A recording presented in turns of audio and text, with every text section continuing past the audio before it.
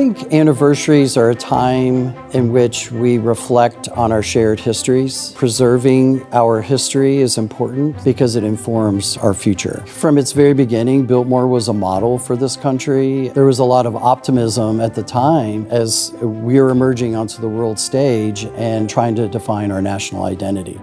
I'm Darren Papour. I'm the Chief Curator at Biltmore. Biltmore is a National Historic Landmark, and you get that status by being recognized for being nationally significant in some aspect of the country's history. It was very deliberate by Vanderbilt, Hunt, and Olmsted. It was meant to be a model of scientific forestry and scientific farming and architecture and landscape design. Biltmore was really the birthplace of American forestry, and I do think the principles of land management that were established at the very beginning in the 1890s are continuing to this day, and in many ways are being carried forward throughout the country.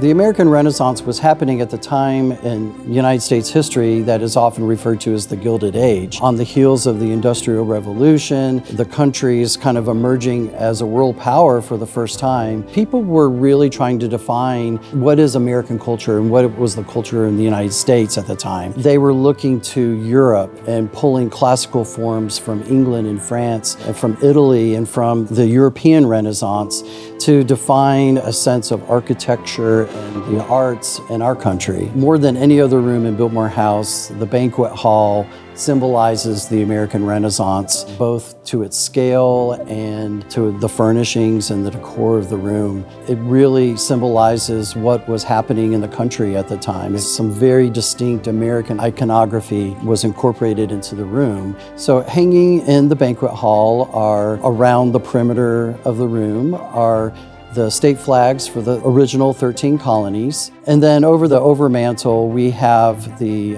flags for the great powers at the time in the late 19th century, as well as some of the pennants from the expeditions for Christopher Columbus. We have a couple of busts in the Tapestry Gallery. One is of George Washington. Interestingly enough, George Vanderbilt was named after George Washington.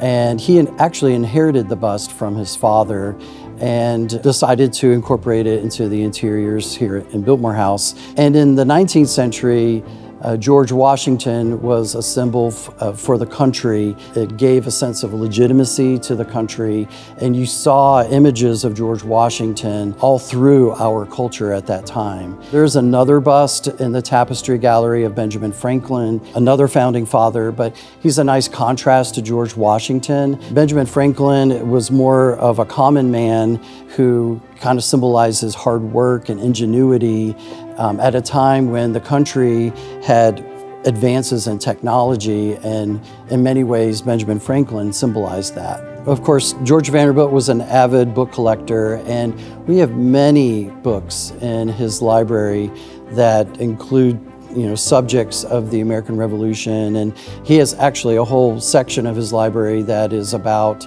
the United States history. Probably most significantly, we have a very early edition of Thomas Jefferson's Notes of the State of Virginia, and which was a very important book at that time. In fact, I think it's considered the most significant book that was published about the formation of our country prior to 1800. In that book, Thomas Jefferson talks about the foundations of our government, constitutional democracy and the separation of church and state, individual liberties and topics such as that. I think the book was first published in 1785, and George Vanderbilt was able to acquire a second edition that was published in 1787. It proudly sits on the shelves in the library. There is another book. It is Henry Adams' History of the United States. At the time it was published, it was considered one of the definitive histories of the United States.